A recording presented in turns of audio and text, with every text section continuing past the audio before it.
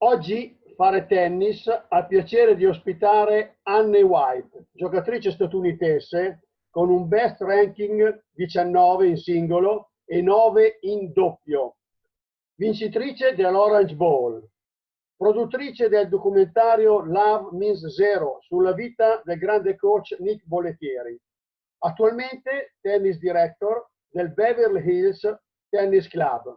Hi Annie, it's a pleasure Ciao. to have with us. Ciao, ciao. Today, Fare Tennis has the great honor to host Annie White, former number 19 in the world in singles, number 9 in the world in doubles, producer of Love Means Zero, documentary about Nick Bollettieri life, currently tennis director of the Beverly Hills Tennis Club. Hello. Thanks, Annie, for accepting to meet with us. We are ready to listen to your interesting story. Great. Thanks for having me. Annie, could you please tell us your tennis memories of when you played in the tour, stories about you and your opponents? Well, there's a lot of memories. I played it. One of my favorite ones was playing in Rome at Foro Italico. I mean, I was not the greatest clay court player, but I wanted to play in Rome so bad because of the historic site there.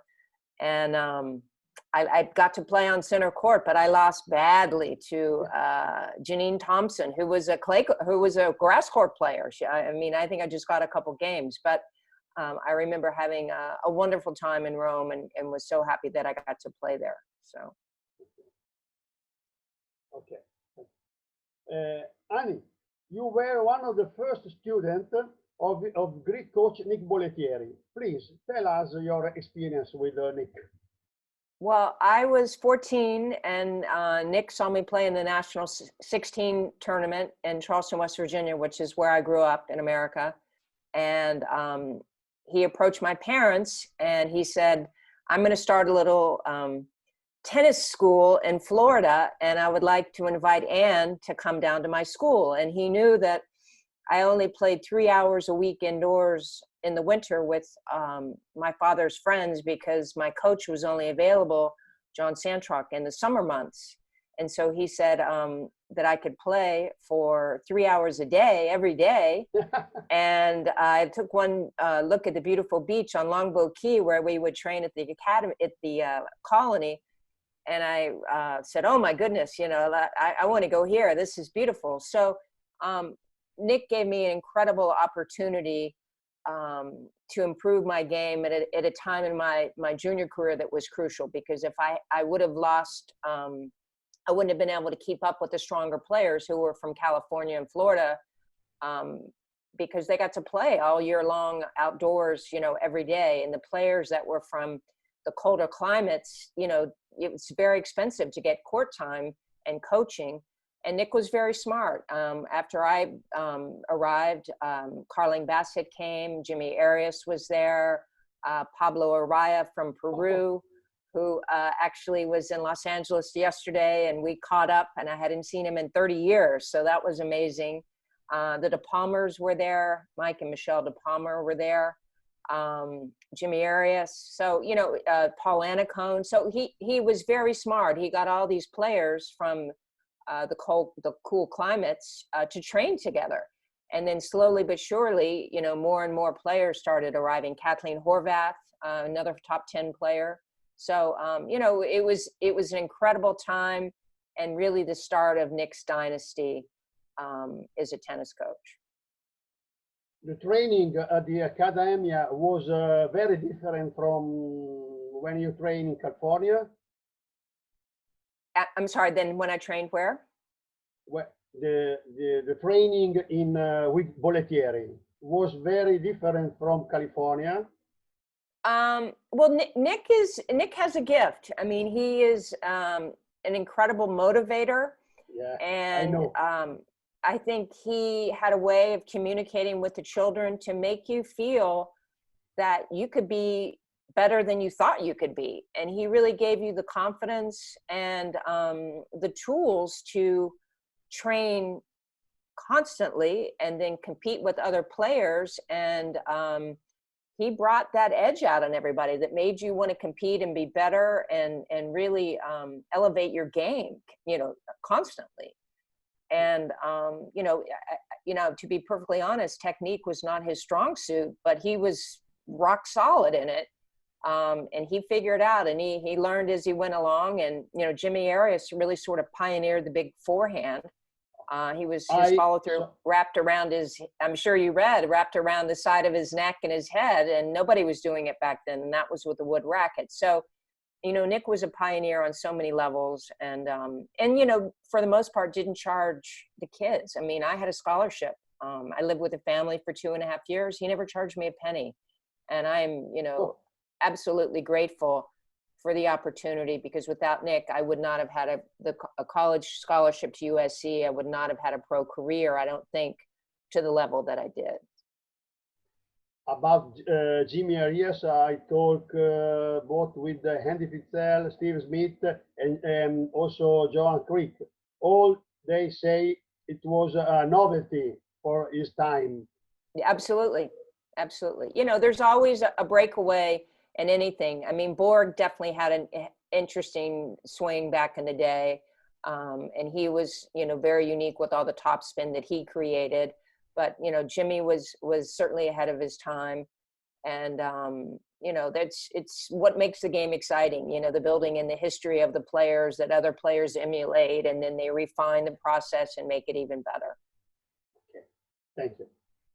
Love Means Zero. How the project was made, why this title? Please tell us the whole story. Thanks. Well, my parents have a home on Longboat Key, and that's, they've had a home there for many, many years. And so I walked the beach, and that's where the colony used to be, where we trained. And I had lunch with Nick about 5 years ago, and I hadn't seen him since he came to my dad's 75th birthday, and we were catching up, and I saw the new IMG Academy, which is unbelievable. I mean, it's 1,000 acres. It's, 11 different sports. There's 22 soccer fields. I'm sorry, it's 500 acres, 1,000 kids go there. I mean, it's just a huge, huge thing. And so I said to Nick, I said, holy smokes, somebody needs to do a movie about you. I can't believe, where you started with the colony and what the IMG Academy is now. And after Nick left the colony on Longboat Key, he then, he bought 12 acres of tomato fields. And that is what is now the IMG Academy. So it's been expanded upon since Nick bought that in the late 80s. But so anyhow, I just couldn't believe Nick and what all he created. He's coached over 100,000 players. He had, I think, 10 number one players, and he never really played in the first place, and so he created this, very eccentric coaching philosophy and really changed the whole academy, or started the whole academy approach to tennis. And I was, obviously far enough away and removed from the game that I just became obsessed, and I just wanted his story told because of all the lives that he had changed. And also because American tennis, in my opinion, was really in its heyday when Nick was, his academy was thriving. And so I spent 3.5 years, found a director with a good friend of mine, Jill Mazurski, who's a writer and a producer. She helped me put together this film. And I'm very grateful, and and it's a tough film. I mean, it's very authentic. I wanted something that was real and not sugar coated. And Nick owns up to everything, and he knows he made mistakes, but boy, he certainly changed the world of tennis coaching. I watched the full video.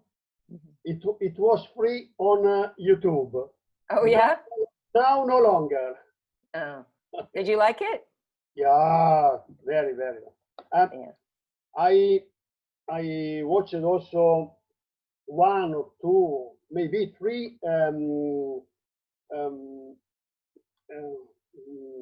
participation of Nick Bollettieri to meetings with thousands, hundreds of people to explain his philosophy. It's very, very interesting. Mhm. Okay, questions. Annie, your tennis was old school. Sorry. Mine too. What about modern tennis? What means modern? Well, I think definitely the forehand has changed a lot in terms of the swing and the rotation and the power. I mean, the game has become much more physical, a lot more spin on the ball, and a lot more power. And that's due a lot to the strings. The strings have changed and given a lot of power, to the ball. And that's one of the reasons why, I think serve and volley is not as popular as it used to be, because when, Sampras had one of the greatest half volleys on the planet, but now when that ball has got so much spin and so much more pace and it's dipping at your shoelaces, it's hard to consistently hit a good first shot and get in. And you better have a really big first serve to do that. Okay, thank you. If you could steal a shot to modern players, women of course, which would you?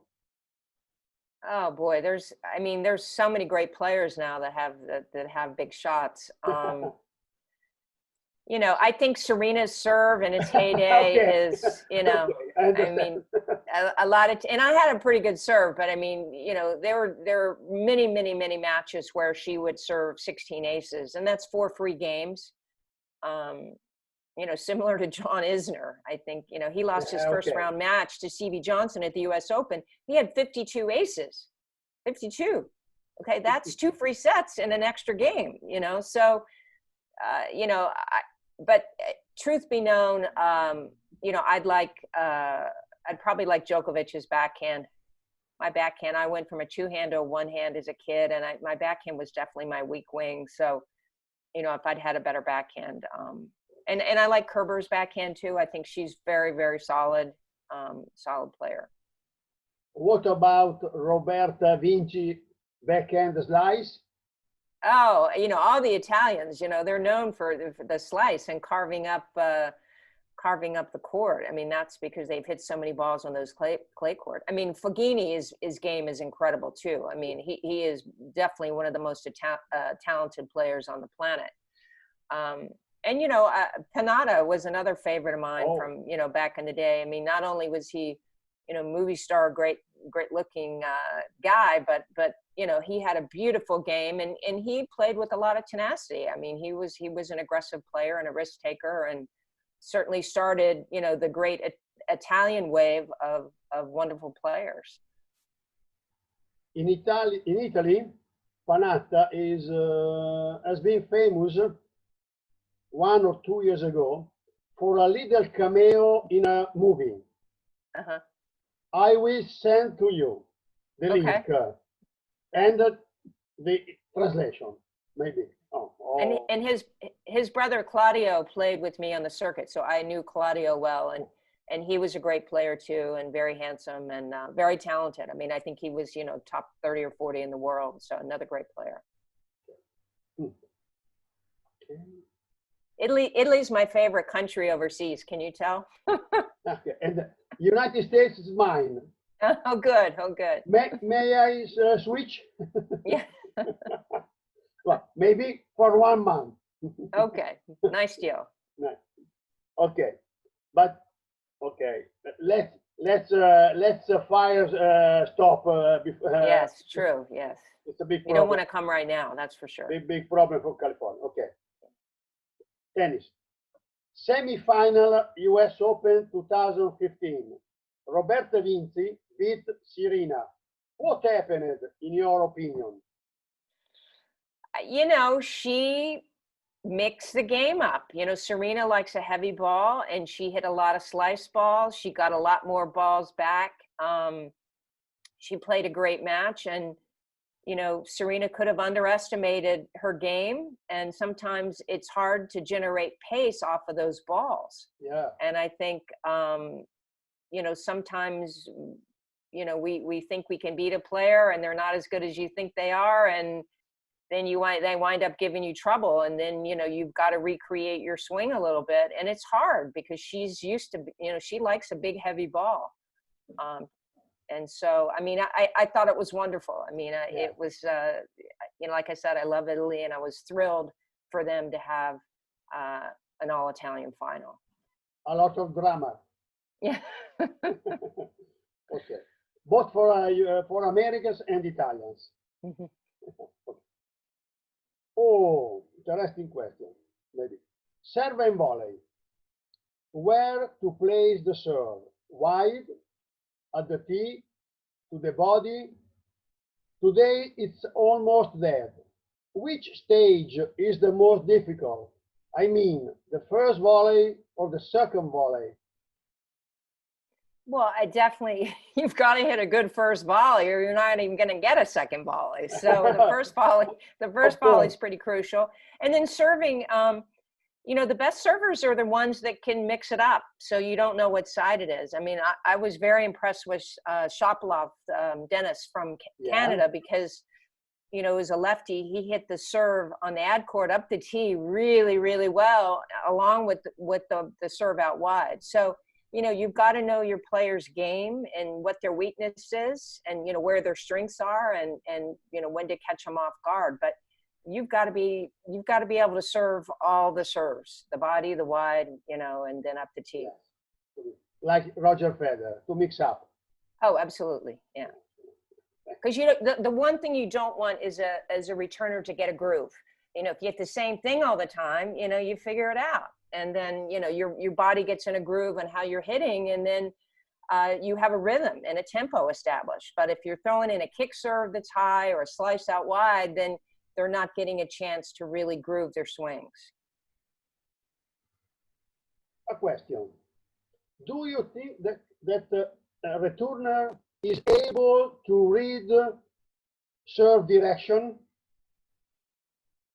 The returner? Sorry. Do you think that the returner is able to read the serve direction only by the toss? Well, you have to look at the racket head and the body. I mean, your eye has to be, razor sharp and tuned in. Obviously, certain people are better than others. I mean, I think Djokovic and Agassi, I mean, those two guys, and Federer too. I mean, they really, I think they see the ball a little earlier than most, and they're able to make those adjustments for the return.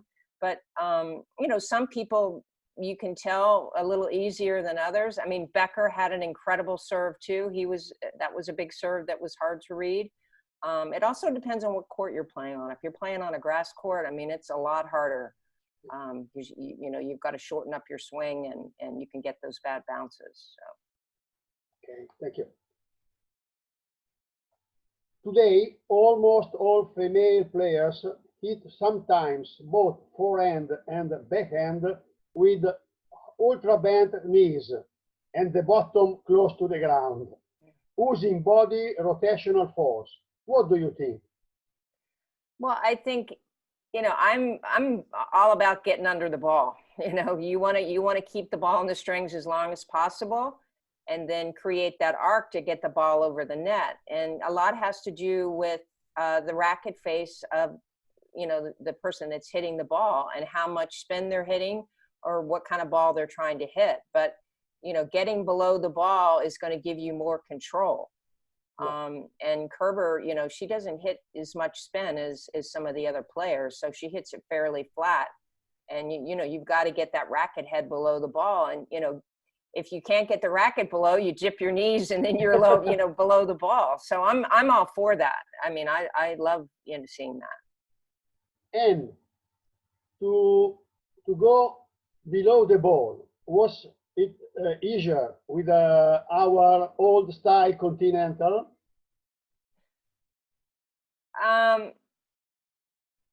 No, I think now it's easier, because you're really creating all that top spin on the ball. I mean, I think you have to get under it a little bit more. Continental, there was a lot of slice. A lot of people, would chip and charge and hit, a slice ball as well. And, the turn is really big too. You've got to rotate those shoulders around to maximize your swing. So, Okay, thank you. What do you think of Taiwanese xie and in general of players who hit both forehand and backhand double-handed? Well, I mean, you've got to be ultra talented to be able to do that. I mean, that is not easy. And it's not so much the hands, but the feet. And to get your feet in position to let your hands swing. I mean, I was always a huge fan of Monica Seles because, you know, she was a student of Nick's as well. And, you know, was not the most athletic person on the planet. But boy, she mastered both sides off with two hands, and she hit the ball on the rise. I mean, she didn't stay back. You know, a lot of the modern players, you know, they're hanging 3 or 4 feet at least behind the baseline.